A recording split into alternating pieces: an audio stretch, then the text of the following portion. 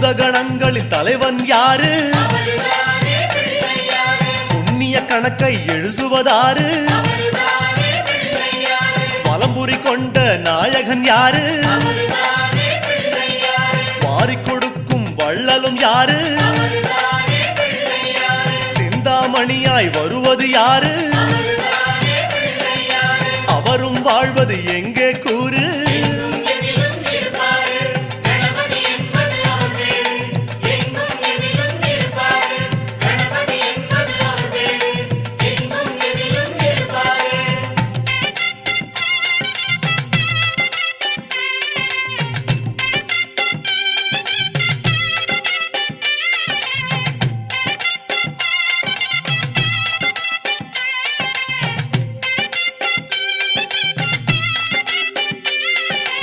ஆவணி மாதம் பிறந்தவர் யாரு?